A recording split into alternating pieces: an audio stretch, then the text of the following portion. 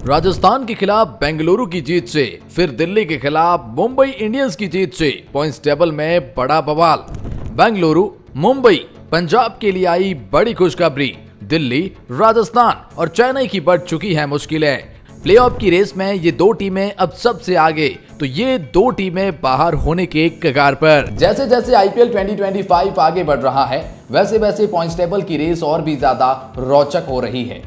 जो पहले double header के मुकाबले में राजस्थान रॉयल का हार जाना और रॉयल चैलेंजर्स बेंगलुरु को जीत जाना उनके लिए प्लेऑफ में बहुत बड़ी खुशखबरी लेकर आई है। मैं दूसरी भाषा में कहूं तो फिर उनका मानो एक पैर प्लेऑफ में जा चुका है। हाँ, प्लेऑफ में जा चुका है। कुछ ऐसे समीकरण बन रहे हैं इस मुकाबले के बाद मैं आपको बताऊंगा। लेकिन डबल हेडर के दूसरे मुकाबले में मुंबई इंडियंस को मस्ट विन मुकाबले में जीत मिल चुकी है। बेंगलुरु को जीत मिली, मुंबई को जीत मिली, तो इन दोनों के लिए तो बहुत बड़ी खुशखबरी आई है। खास तौर पर मुंबई इंडियंस के लिए मुकाबला मस्ट विन था, राहत की खबर आई है। तो बाकी टीमों को, जिसमें अगर आप बात करेंगे तो फिर दिल्ली कैपिटल को पहली हार मिली है और उसके साथ में राजस्थान रॉयल की मुश्किलें बढ़ी है। तो कुछ और टीमें जो प्लेऑफ की रेस से बाहर हो चुकी है, कुछ टीमें प्लेऑफ में जा चुकी है। इस मुकाबले के बाद क्या है पॉइंट्स टेबल के हालात, चलिए जानते हैं इसे खास रिपोर्ट में। लेकिन आगे बढ़ने से पहले मैं आपसे पूछना चाहता हूं, आपकी फेवरेट टीम कौन सी है? हाँ, आपकी ही। हाँ भाई, आपकी ही फेवरेट टीम आईपीएल में कौन सी है? कमेंट सेक्शन में अपनी टीम का नाम बताएं। सब्सक्राइब कर लीजिए, हर मैच के बाद पॉइंट्स टेबल आती है, फिर कहोगे अपडेट नहीं मिलता है। कर लीजिए सब्सक्राइब, बिल्कुल फ्री है। चलिए जानते हैं पॉइंट्स टेबल के हालात। पॉइंट्स टेबल में 10वें पायदान पर नाम चेन्नई सुपर किंग्स का आता है, जिन्होंने 6 मुकाबले खेले हैं और जीता केवल 1 मुकाबला है। 5 मुकाबले हारे हैं 2 पॉइंट्स के साथ में और -1 की नेट रन रेट होने की वजह से ये टीम सबसे आखिरी पायदान पर है। यकीन मानिए, पहला मुकाबला जीतने के बाद लगातार 5 मुकाबले हार जाना चेन्नई सुपर किंग्स को प्लेऑफ में लगभग बाहर का रास्ता दिखाने के कगार पर ले आया है।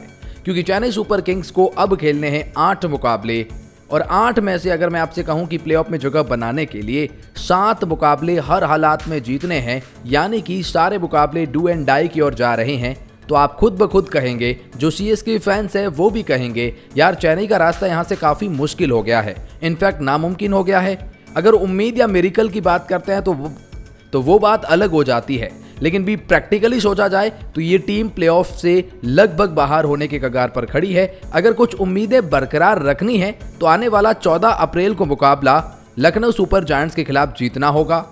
ये सबसे बड़ा मुकाबला होगा। उसके बाद मुंबई इंडियंस से इनका मुकाबला होगा, फिर वो महाघमासान होगा। तो ये 2 मुकाबले मस्ट विन है, तो ये चांसेस यहाँ पर कुछ दिखाएंगे जरूर। पॉइंट्स टेबल में 9th पोजीशन पर नाम अब सनराइजर्स हैदराबाद का आ चुका है। 6 मुकाबले खेले हैं, 2 मुकाबले जीते हैं, लेकिन 4 मुकाबले हार चुके हैं केवल 4 पॉइंट्स के साथ में और -1.245 की नेट रन रेट होने की वजह से ये अब 9th पोजीशन पर है। पिछला मुकाबला जीत गए तब जाकर 9th है, वरना 10th होता। लेकिन खैर, हैदराबाद अब यहाँ से क्या रास्ता है आपका? रास्ता ये कहता है कि इस टीम को अब भी 8 मुकाबले खेलने हैं और उसमें से इस टीम को जीतने हैं 6 मुकाबले। अब रास्ता बहुत दुर्लभ है, या यूं कहूं तो कठिन है, या यूं कहूं तो कांटेदार भरा है। और इनका अगला मुकाबला मुंबई इंडियंस के खिलाफ है, जिनके भी आने वाले मुकाबले मस्ट विन है। तो फिर ऐसे में बहुत बड़ी राइवलरी देखने को मिलेगी। हैदराबाद बनाम मुंबई 17 अप्रैल को देखा जाएगा मुकाबला। लेकिन हैदराबाद के लिए समीकरण है 8 में से 6 मुकाबले जीतिए और प्लेऑफ में जगह बनाइए। पॉइंट्स टेबल में 8वें पायदान पर नाम राजस्थान रॉयल्स का आता है। जी हाँ, 6 मुकाबले खेले, 2 जीते हैं, 4 हारे हैं, 4 पॉइंट्स इनके पास में भी हैं। और गुजरात और बेंगलुरु के खिलाफ लगातार 2 हार के बाद राजस्थान की भी मुश्किलें बढ़ चुकी हैं। 8 मुकाबले अब भी इनको खेलने हैं और जीतने उसमें से 6 मुकाबले हैं।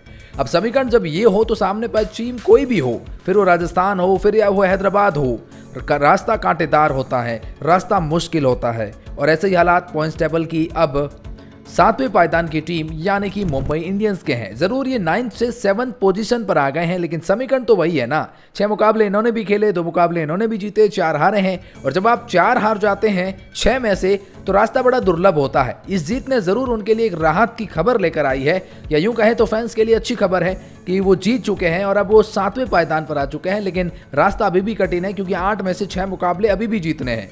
और मैं कहूँ अगर इनके अगले 2 मुकाबले हैदराबाद से हैं, तो फिर आप क्या कहेंगे?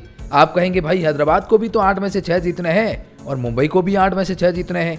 मुंबई के अगले 2 मुकाबले हैदराबाद से हैं और एक चेन्नई से भी हैं।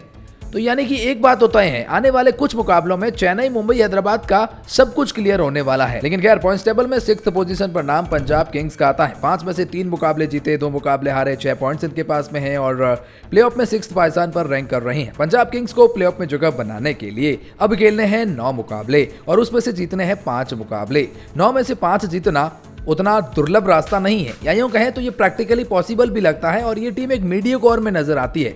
जब मीडियम फेज होता है ना कि ये टीम कहीं पर भी जा सकती है, रास्ता उतना आसान नहीं, उतना ज्यादा कठिन नहीं, एक मीडियम फेज है पंजाब किंग्स के लिए और इनका अगला मुकाबला 15 अप्रैल को खेला जाएगा केकेआर के खिलाफ। पॉइंट्स टेबल में 5वें पायदान पर नाम कोलकाता नाइट राइडर का आता है। 6 मुकाबले खेले हैं, 3 मुकाबले जीते और 3 ही हारे हैं। 6 पॉइंट्स इनके पास में हैं और नेट रन रेट अच्छी है।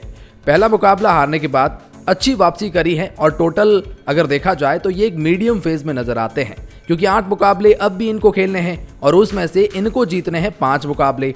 8 में से 5 एक ऐसी बात होती है ना जिसे आप बहुत आसान भी नहीं कहते तो बहुत ज्यादा टफ भी नहीं कहते। तो कोलकाता नाइट राइडर एक मीडियम फेज में नजर आते हैं जहां से कुछ भी हो सकता है। स्पेशली जो 15 अप्रैल को पंजाब किंग्स के खिलाफ इनका मुकाबला खेला जाएगा वो बहुत कुछ डिसाइड करेगा। केकेआर है तैयार या फिर केकेआर को लगेगा करारा झटका। लेकिन पॉइंट्स टेबल में 4थे पायदान पर नाम लखनऊ सुपर जायंट्स का आता है। 6 मुकाबले खेलने के बाद 4 मुकाबले जीत चुके हैं, 8 पॉइंट्स इनके पास में हैं और यकीन मानिए पिछले 3 मुकाबले ये बैक टू बैक जीते हैं।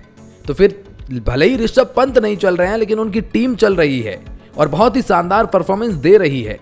अब इस टीम को प्लेऑफ में जगह बनाने के लिए 16 पॉइंट्स की जरूरत है। 8 पॉइंट्स इनके पास में अब हैं, यानी 8 और पॉइंट्स की जरूरत है, यानी 4 और मुकाबले जीतने हैं और कितने में से 8 में से, यानी 8 खेलेंगे उसमें से अगर 4 भी जीत गए तो प्लेऑफ में जगह पक्की कर लेंगे। तो रास्ता तो भाई यहाँ से थोड़ा आसान नजर आता है, स्पेशली लखनऊ सुपर जायंट्स के खिलाफ। अगला मुकाबला जैसे मैंने कहा आईपीएल का अगला ही मुकाबला है चेन्नई सुपर किंग्स बनाम लखनऊ सुपर जायंट्स। अगर जीत जाते हैं तो फिर मानो एक तरह से प्लेऑफ में कदम रख देंगे और चेन्नई को बाहर भी कर देंगे। पॉइंट्स टेबल में 3रे पायदान पर नाम रॉयल चैलेंजर्स बेंगलुरु का आता है। 6 मुकाबले खेलने के बाद ये भी 4 मुकाबले जीते हैं, 2 हारे हैं, 8 पॉइंट्स इनके पास में भी है और नेट रन रेट भी अच्छी है। रॉयल चैलेंजर्स बेंगलुरु का आज राजस्थान रॉयल्स को हरा देना वाकई में एक बहुत बड़ी जीत है रॉयल चैलेंजर्स बेंगलुरु के लिए और मानो अब इनका एक पैर प्लेऑफ में आ गया है, क्योंकि इनके समीकरण भी लखनऊ सुपर जायंट्स की तरह हो गए हैं। अब इन्हें खेलने हैं 8 मुकाबले और उसमें से अगर ये 4 जीत गए तो यानी 8 पॉइंट्स और मिल जाएंगे, टोटल 16 हो जाएंगे और 16 पॉइंट्स के साथ में आप प्लेऑफ में जगह बना लेंगे। तो फिर ऐसे में 8 में से 4 आरसीबी के लिए भी आप कहेंगे कोई बड़ी बात तो नहीं होने वाली है। यहां से रास्ता थोड़ा आसान नजर आता है। इनके अगले दोनों मुकाबले पंजाब किंग्स के खिलाफ खेले जाएंगे, वो अगर जीत गए तो फिर 100% ये प्लेऑफ में लगभग पक्की कर लेंगे जगह। पॉइंट्स टेबल में 2रे पायदान पर नाम अब दिल्ली कैपिटल का आ चुका है। 5 में से 4 मुकाबले जीते हैं और केवल 1 मुकाबला जो आज हारे हैं और जिसकी वजह से शायद ही पॉइंट्स टेबल में 2रे पायदान पर अगर जीत जाते तो 10 पॉइंट के साथ में मानो एक पैर प्लेऑफ में रख देते। लेकिन खैर अभी भी इनका एक पैर प्लेऑफ में ही नजर आता है, क्योंकि इन्हें अब खेलने हैं 9 मुकाबले और उसमें से अगर ये 4 मुकाबले भी जीत जाते हैं तो 100% प्लेऑफ में होंगे। अब 9 में से 4 कोई दिल्ली कैपिटल के लिए बहुत बुरी खबर तो नहीं है, लेकिन हाँ ये जरूर कह सकते हैं कि अगर आज जीत जाते तो ऑलमोस्ट प्लेऑफ में होते, 10 पॉइंट्स होते, आप 10 का आंकड़ा छू लेते तो थोड़ी और राहत की खबर मिल जाती।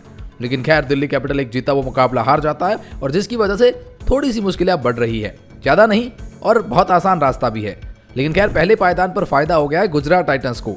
6 में से 4 जीतकर 2 हारकर 8 पॉइंट के साथ में पहले पायदान पर बने हुए हैं और गुजरात टाइटंस को खेलने हैं अब 8 मुकाबले और उसमें से अगर ये 4 मुकाबले भी जीत जाते हैं तो प्लेऑफ में जगह पक्की होगी, क्योंकि 4 मुकाबले जीतेंगे तो 8 पॉइंट मिल जाएंगे और 8 और 16 हो जाएंगे और 16 पॉइंट के साथ में आप प्लेऑफ में जगह पक्की कर लेंगे। तो ऐसे में गुजरात टाइटंस के लिए बहुत आसान समीकरण है, उतने ही आसान या उससे भी ज्यादा आसान तो दिल्ली कैपिटल के लिए है अभी भी इस हार के बावजूद।